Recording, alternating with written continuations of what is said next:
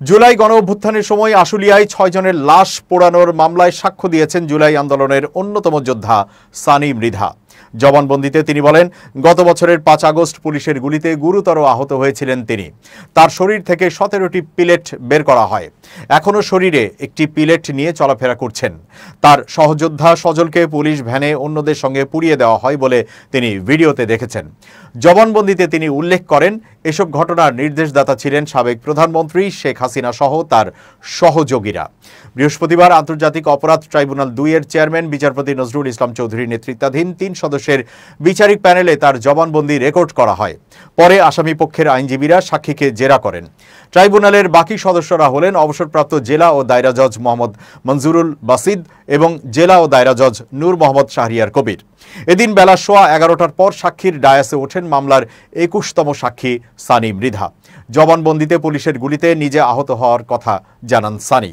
একই সঙ্গে গত বছরের ৫ আগস্ট আশুলিয়ায় নির্মমতার দৃশ্যের বিবরণ দেন।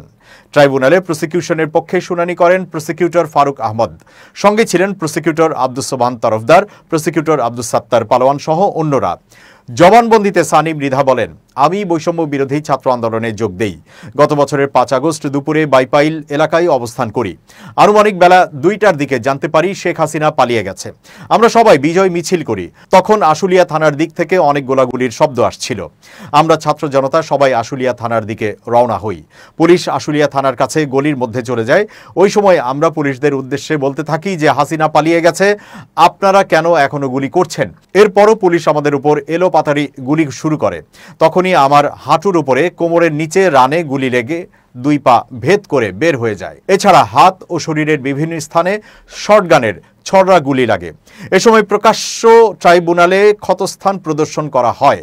সাক্ষী বলেন, ছড়া গুলির মধ্যে ১৭টি পিলেট বের করা হয়েছে এবং ডান হাতের কনুয়ে একটি পিলেট এখনও রয়েছে। আমার সঙ্গে আরও অনেকেই গুলিবিদ্ধ হয়ে মাটিতে পড়ে যায়, যার মধ্যে আমার পরিচিত একজন ছিল, তার নাম সজল। আমাকে কয়েকটি হাসপাতালে চিকিৎসা দেওয়া হয়। সর্বশেষে বাংলাদেশ মেডিকেল বিশ্ববিদ্যালয় হাসপাতালে চিকিৎসাধীন ছিলাম। আমি এখনও স্বাভাবিকভাবে চলাফেরা করতে পারি না। আমাকে এখনও ফিজিওথেরাপি নিতে হয়। আমার ডান পায়ে সাপোর্টিং ডিভাইস ব্যবহার করতে হয়। আমার ২ পায়ের নার্ভে অসহ্য ব্যথা আছে। তৎকালীন প্রধানমন্ত্রী শেখ হাসিনা, তৎকালীন স্বরাষ্ট্রমন্ত্রী আসাদুজ্জামান খান কামাল, সড়ক পরিবহন ও সেতুমন্ত্রী ওবায়দুল কাদেরের হুকুমে স্থানীয় এমপি সাইফুল সহ আওয়ামী লীগ, যুবলীগ ও ছাত্রলীগের নেতাকর্মীরা অস্ত্র সহ স্থানীয় পুলিশের সঙ্গে থেকে আমাদের উপর আক্রমণ করে। রনি ভুইয়া নামে একজনের হাতে আমি অস্ত্র দেখেছিলাম।